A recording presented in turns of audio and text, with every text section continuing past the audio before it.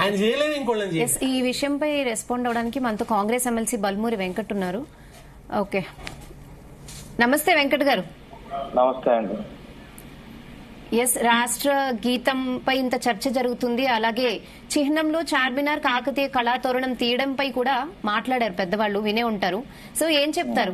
రాచరికపు చిహ్నాలు అని కల్చర్ లో సరే, దేశపతి శ్రీనివాస్ గారు కానివ్వండి, ప్రతాప్ గారు కానివ్వండి, సరే వారికి సుదీర్ఘ అనుభవం ఉంది. సరే వారు చెప్పిన వారు కౌన్సిల్ లో మాట్లాడినప్పుడు కూడా ఈ అంశాలకు సంబంధించి ముఖ్యమంత్రి గారి దృష్టికి తీసుకొని వెళ్ళడం జరిగింది. మొదటిది.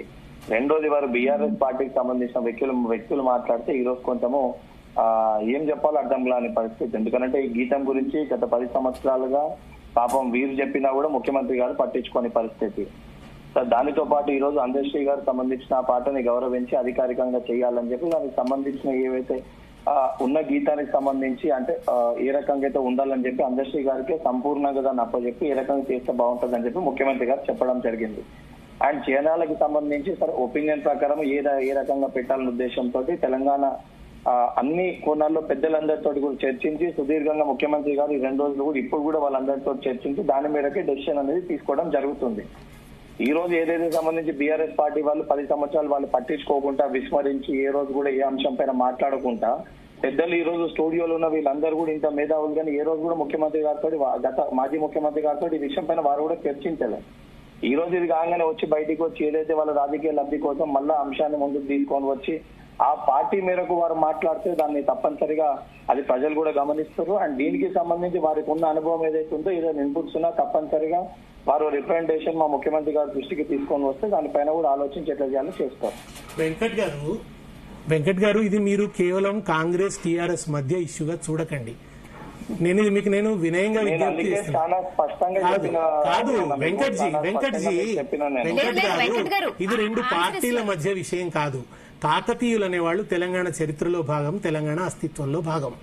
అది ఇప్పుడు కాదు, కేసీఆర్ కి సంబంధించిన మనుషులు కాదు కాకతీయులు, దేశపతి శ్రీనివాస్ సంబంధించిన మనుషులు కాదు. ఒక వరకు 1000 సంవత్సరాల చరిత్ర ఉంది. తెలంగాణ చరిత్ర వాళ్ళతో ముడిపడి ఉంది. రుద్రమదేవి ఉంది, గణపతి దేవుడు ఉన్నాడు, 1000 స్తంభాల గుడి ఉంది, రామప్ప గుడి ఉంది, చాలా విషయాలు కాకతీయులతో, ఓరుగల్లు ఉంది. ఇవన్నీ ముడిపడి ఉన్నాయి. మీరు వెంకట్ గారు మీ శ్రేయస్ కోసం మీరు నన్ను టీఆర్ఎస్ గానే గుర్తిస్తే సరే, అది మీరేమనుకున్నా పర్వాలేదు. కానీ వెంకట్ గారు దాంట్లో మీరు కొత్త సింబల్స్ చెప్పినాను, మీరు ఆ కోణంలో మాట్లాడితే రెస్పాన్సిబిలిటీ చెప్పినాను, ఈ కోణంలో మాట్లాడితే రెస్పాన్సిబిలిటీ కూడా మీకు చెప్పినాను. వెంకట్ గారు, మీరు ఏ కోణంలో రిసీవ్ చేసుకుంటారని మీ పైన ఉంటుంది. వెంకట్ గారు, మీరు కొత్తగా ఏమన్నా చేరిస్తే చేర్చండి, కానీ ఉన్న పాతది చార్మినార్ గాని కాకతీయ తోరణం గాని తీసేయకండి. అలా తీసేయడం వల్ల మీరు కొందరిని హట్ చేసిన వాళ్ళు అవుతారు. అది మీ ప్రభుత్వానికి మంచిది కాదు. ఇక దాన్ని మీరు స్వీకరిస్తారా లేదా ఉంటది. కాకపోతే మీరు అంబేద్కర్ గారి స్టాచ్యూకి సంబంధించి ముఖ్యమంత్రి గారు చేయలేదని చెప్పి మీరేదైతే మీరున్న 10 సంవత్సరాలు ఈ రోజు కూడా మీరు ఏ రకంగా గౌరవించి అందరు చూసిర్రు. మీరు ఆ కోణంలో మాట్లాడేది కాబట్టి మిమ్మల్ని ఆ కోణంలో వస్తుంది. సరే వెంకట్ గారు, నేను ఒక మాట చెప్పిన, ఇది రాజకీయ, ఇది సాంస్కృతిక పరమైన విషయం. కోణంలో చూస్తలేమో తినడమేమో. ఇప్పుడు ఇది 2 పార్టీల మధ్య గొడవ కాదు, 2 పార్టీల మధ్య గొడవగా మార్చి చెప్పకండి. పాడిన గీతాన్ని వారినే తెలిసి ఏ రకంగా చేస్తే బాగుంటుందని చెప్పి వారితో చర్చించి మేధావులు ఏదైతే సంబంధించి కోదండరామ్ గారు ఆరుగున్న ఉద్యమకారులతో కూడా అందరితో ముఖ్యమంత్రి గారు సంప్రదిస్తారు. అందరితో వెంకట్ గారు, పాటలో ఉన్న రుద్రమ ప్రస్తావన, పోతన ప్రస్తావన, కాకతీయుల ప్రస్తావన పాటలోంచి తీసేయకండి. లోగోలో ఉన్న తోరణాన్ని తీసేయకండి, చార్మినార్ని తీసేయకండి. మనోభావాలు దెబ్బతీయకుండానే ఉంటాయి. ఓకే, మీరు తీసేయకుండా కొత్త చేస్తే ఇబ్బంది లేదు. వెంకట్ గారు వెళ్ళనుకుంటండి, మీరు అలా ఉంచితే పర్వాలేదు, మంచిదండి. తీసేయకుండా మనోభావాలు దెబ్బతీయకుండా ఏం అభ్యంతరం లేదు. ఏది కాకముందే మీరు ఎందుకంటే అదైతుండ్రు సార్, వచ్చింది కదా స్టేట్మెంట్, కాకతీయ తోరణం తీసేస్తున్నాం, అది అధికార చిహ్నం అని ముఖ్యమంత్రి గారు అసెంబ్లీలో మాట్లాడినారు కదా. ప్రజల మనోభావాలు దెబ్బతీయకుండా, ఎవరి భావాలు దెబ్బతీయకుండానే ఉంటది సీనన్న. కాదే, ఈ రోజు సంబంధించి 10 సంవత్సరాలు ఆ గీతం గురించి పట్టించుకోలే, కల్వకుంట్ల చంద్రశేఖరరావు గారికి ఏ రోజు అంశం గురించి ప్రస్తావించలే. మరి మీరు చెప్పే ప్రయత్నం చేస్తే మరి వారు పట్టించుకోలేదో ఏం జరిగిందో తెలియదు.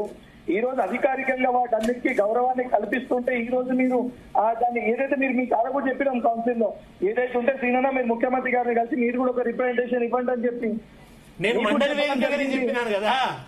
మండలి వేదికగానే చెప్పినాను కదా.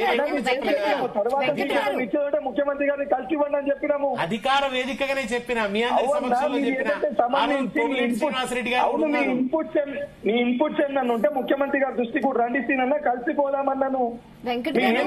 బహిరంగమైన అప్పీల్ దాంట్లో చేసినాము.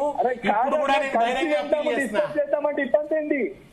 వెంకట్ గారు ఇక్కడ ఇష్యూ కాంగ్రెస్ కి బీఆర్ఎస్ కి కాదండి, కళాకారులు కూడా ఫీల్ అవుతున్నారు కదా.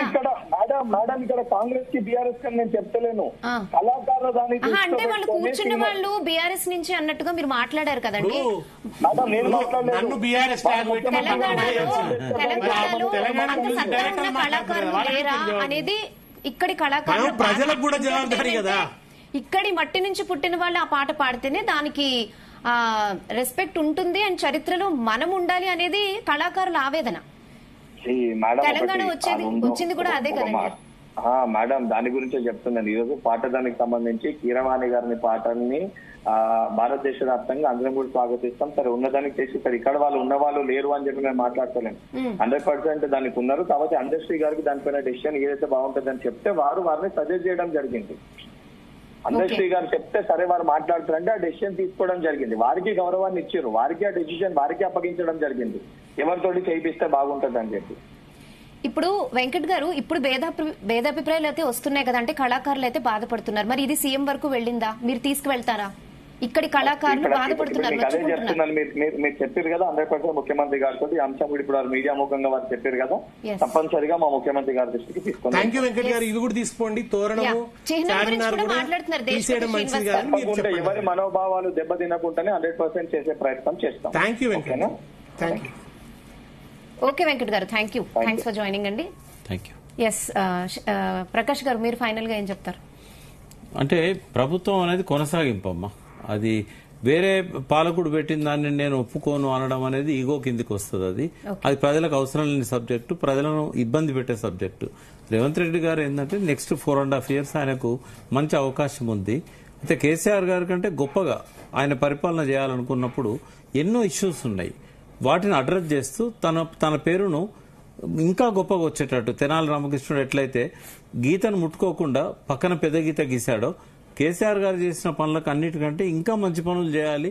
అప్పుడు ఆయన ఆ రకంగా పేరు తెచ్చుకుంటే అందరం కూడా గర్వపడతాం. తెలంగాణ ప్రజలు ఎక్కడన్నా తల ఎత్తుకొని గర్వంగా నా తెలంగాణ అని చెప్పుకుంటారు. కానీ ఇటువంటి వాటిని చేస్తే ఇవి నా దృష్టిలో అయితే వెకిలి వేషాలు అంటామమ్మా. ఇటువంటి వద్దు. ఆయనకు శోభనివ్వవు, ఆయన గౌరవాన్ని తగ్గిస్తాయి. ఆ సీటుకు ఒక గౌరవం ఉంది కాబట్టి రేవంత్ రెడ్డి ఎవరైనా చూడరు, ముఖ్యమంత్రి అని చూస్తారు. కాబట్టి ఆయన స్థాయికి తగ్గట్టుగా నిర్ణయాలు తీసుకోవాలి. ప్రజల మనోభావాలు గాయపరచొద్దు. సెటిల్డ్ విషయాల్ని మళ్ళీ డిస్టర్బ్ చేయొద్దు. అంటే నాన్ ఇష్యూస్ ను ఇష్యూస్ గా చేయకూడదు. విషయాన్ని అందశ్రీ మీదకి నెట్టేయద్దు. ప్రభుత్వం చేస్తోందండి. పాప అందశ్రీ అనే వ్యక్తి చేయట్లేదు, ప్రభుత్వం చేస్తుంది. వెంకట్ గారు కూడా అందశ్రీకి అప్పచెప్పేసి ఆయన గోలా అన్నట్టు మాట్లాడుతున్నారు. అంటే ఆయన ఆడియో లీక్ అయింది కదా, దాని వల్ల కదా ఇప్పుడు ఇష్యూ వచ్చింది. అది కాదండి, కిరవాణ్ చేస్తారు, కిరవాణ్ పేరు ఆయన చెప్పారని అన్నారు. ఒకవేళ చెప్పాడు అనుకుందాం, అక్కడ కోదండరామ్ గారు ఉన్నారు, రేవంత్ రెడ్డి గారు ఉన్నారు. అది తెలంగాణ ఆత్మగౌరవానికి చిహ్నమైన పాట. అది ఉద్యమాన్ని ఇచ్చేసింది. ఈ పాటను మళ్ళీ ఇక్కడ ఈ సమస్య వస్తుందేమో కిరవాణ్ అనేసరికి ఎవరినైనా చేసుకుని ఇవ్వండి సార్, వేరే కానీ సార్ ఇది అందశ్రీ విషయం మాకు సంబంధం లేదు అనడం తప్పండి. తప్పో ఒప్పో విమర్శను కూడా స్వీకరించండి. మేము బాధ్యులం అనండి. ఇది అవును, మా అందరూ సమిష్టి నిర్ణయం అందశ్రీ నేను కలిసే తీసుకున్నామండి. కారణం ఏదైనా కూడా ఆయన చేస్తే బాగుంటుంది అనుకుని చేసినాం. ఈ పాట ద్వారా మేము తెలంగాణ కీర్తిని వ్యాప్తి చేస్తాం అట్లా చెప్పండి. కానీ ఏది తెలియదండి నాకు ఆయన సంగతి. మాకేమెరకనండి. ముఖ్యమంత్రి కరెక్ట్. ఎవరు ఏం చేసినా ముఖ్యమంత్రి బాధ్యులు అవుతారు కదా, ప్రభుత్వమే బాధ్యత. ఓకే, సో ఏం చెప్తారు సార్ ఫైనల్లీ? ఏదైనా అంటే రాహుల్ గాంధీ అన్నాడండి, అభివృద్ధి చేయలేని వాళ్ళు పేర్లు మారుస్తారు. బీజేపీ పట్ల ఆయన ఒక దశలో అన్నాడు. ఆ పనే ఇప్పుడు ఈయన చేస్తున్నారని కనబడుతుంది. ఇంతకుముందు ప్రకాష్ గారు చెప్పినట్టు ఆయనను మించిన సంక్షేమ పథకాలు ఇస్తారండి. ఆయనను మించి ఇన్ఫ్రాస్ట్రక్చర్ డెవలప్ చేయండి. టీఆర్ఎస్ ని మించి ఇన్ఫ్రాస్ట్రక్చర్, టీఆర్ఎస్ కన్నా మిన్నగా మీరు ప్రజాస్వామికంగా వ్యవహరించండి. అందరూ సమాజంలోని అన్ని వర్గాల యొక్క వాళ్ళ ఆకాంక్షల్ని పట్టించుకోండి. సామాజిక న్యాయం చేయండి, ప్రజాస్వామిక స్ఫూర్తిని చాటండి. ఇవన్నీ చేయండి. దాని ద్వారా మీరు కేసీఆర్ను మించిపోగలరు. కానీ ఈ రకంగా ఏదో ఆయన ఇది పెట్టాడు కనుక తీసేస్తా, అది పెట్టాడు కనుక తీసేస్తా, కాళేశ్వరం చెత్త ప్రాజెక్ట్ అన్నాడు. ఇవాళ ఏమైందంటే రిపేర్ చేస్తున్నావు. ప్రజలందరూ కూడా రిపేర్ చేయాలని అంటే రిపేర్ చేయాల్సి వస్తుంది. చెత్త ప్రాజెక్ట్ అన్నాడు ఆయన, ఒక దశలో చెత్త ప్రాజెక్ట్ అనే మాట వాడాడు ఆయన. ఇవాళ రిపేర్ చేస్తున్నావు, రేపు దాని నుంచి నీళ్లు ఎత్తిపోస్తావు, మళ్ళీ జనాలకి ఇస్తావు. చెత్త ప్రాజెక్టు, ఒక్కరికి వచ్చే ప్రాజెక్టు మళ్ళీ తేలుతుంది. అదే మల్లన్న సాగర్ నుంచి నీళ్లు వదిలావు, అదే రంగనాయక సాగర్ నుంచి నీళ్లు వదలాల్సి వచ్చింది. ఇట్లా చేయకండి అంటున్నాను. ఆయన ఆనవాళ్లు రూపుమాపుతా అనే దాంట్లోంచి ఫస్ట్ బయటకు వచ్చి నా ఆనవాళ్లు ప్రతిష్ఠిస్తా, కేసీఆర్ ఆనవాళ్లు తీసేస్తానే బదులు నా ఆనవాళ్లు ప్రతిష్ఠిస్తానే పాజిటివ్ మూడ్లోకి కనుక రేవంత్ రెడ్డి గారు వస్తే, ఎవరు వచ్చినా అది ప్రజాధనంతో జరుగుతుంది. వ్యవస్థలు చేస్తారు, వ్యక్తులు చేయరండి. వ్యక్తులు నిర్మాణం చేసినట్టు కాదు ఏదైనా కూడా. అది కూడా ఉండాలి మన మనసులో. ఓకే, ఒక్క నిమిషం దేశపతి శ్రీనివాస్ గారు. రామచంద్ర నాయక్ ఎమ్మెల్యే ఉన్నారు, కమిటీలో ఉన్నారు ఆయన. సో ఒకసారి ఆయన రెస్పాండ్ చూద్దాం. రామచంద్ర నాయక్ గారు, నాయక్ గారు నమస్తే. నమస్కారం అమ్మ. ఎస్, మీరు చూసారు కదా ఇక్కడ